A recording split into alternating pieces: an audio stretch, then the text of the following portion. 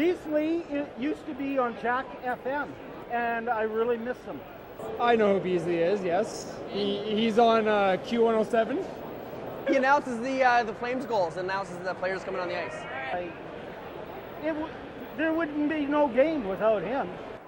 A little bit more tame, I guess. You need a little bit of excitement pumped into the building, so I think he brings a lot to it for sure. Goal scorer for number 12, Jerome McGinley! Score by number 12, Jerome McGinley! Jerome McGinley! Number 34, Mika!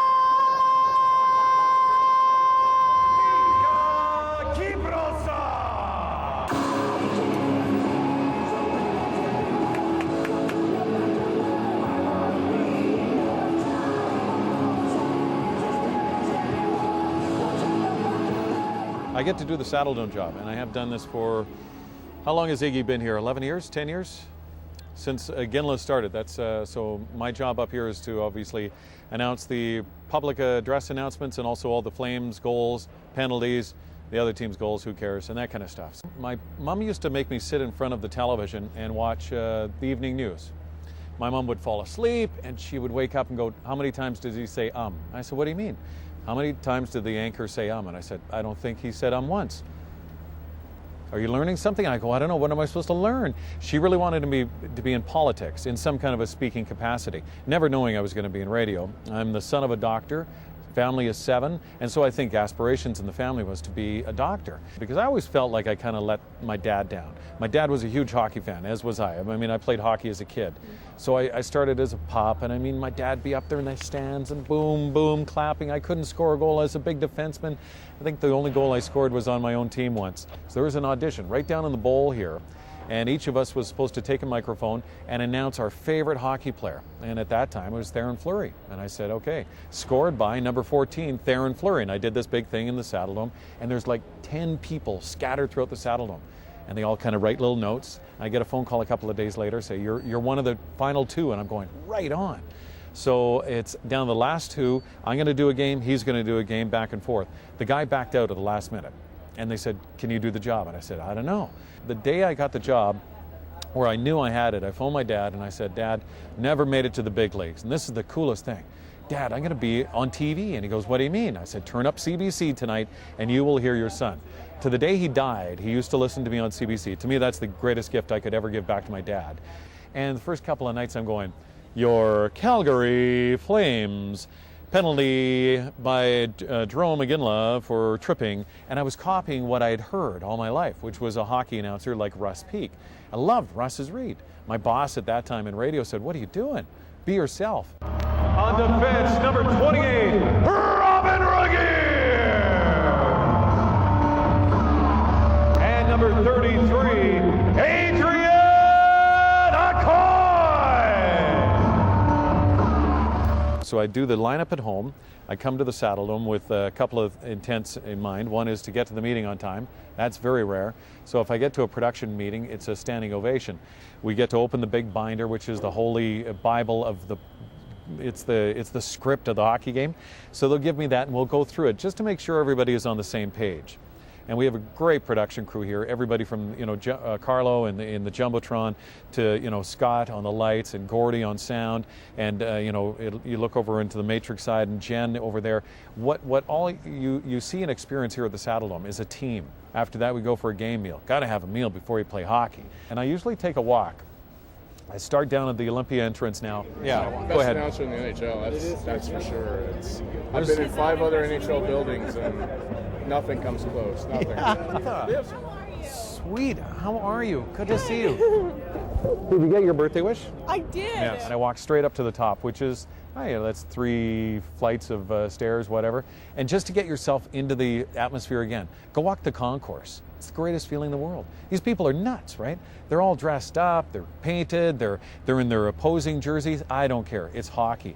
That to me is another great feeling. So you go up to the top and then you sit in the chair, but before you even take the coat off, Go down and see Peter Marr. You got to see Peter Marr. He's like the Hall of Famer.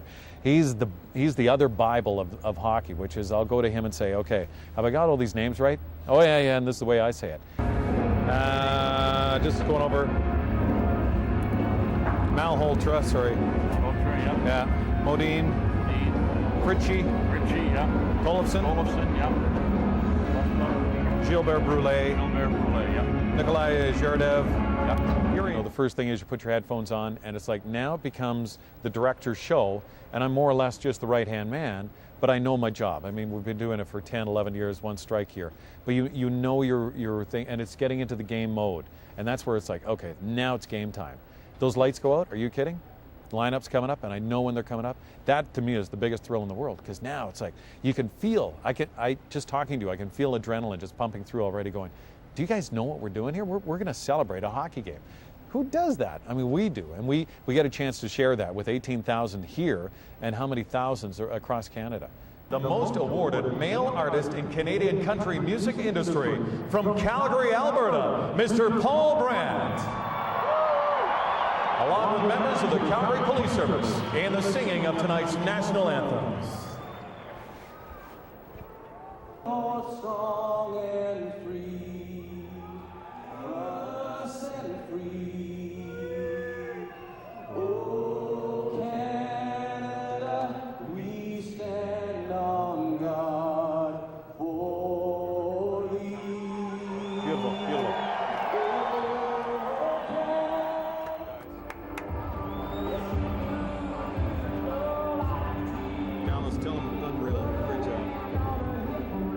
I get to sit at all these hockey games, I get to watch them for free, and I get to announce the greatest players in the world, right?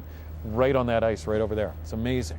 So caught up in what the outside emotions are, you really have to stay on top of it going, oh shoot, there's a penalty. And it's a power play, so you don't want to do like necessarily a timeout at that time. So yeah, got to stay on top of it. That's a hard thing as a fan, because you get wrapped up in it, right? But no, totally, it's a lot of fun. Yeah. There is 1 minute remaining in the second period. I don't know what I would do without it. I would feel like I'd missed out on something. If I ever knew that I could have had the chance, like the one guy that I was up against, and he turned it down, I'd kick myself every day going, are you nuts? You gave up this for what? Because it wasn't worth enough money? There's no money in the world.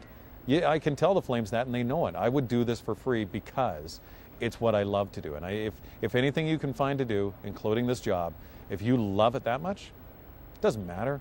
Do something you love, and you'll never work a day in your life.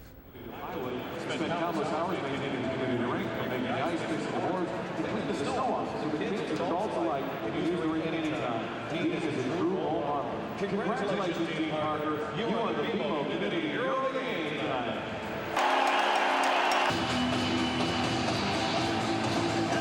I think what I bring is just it's a different feel, and to me it's like the greatest job. I mean, yes, there's many great things in life, but this is one of them.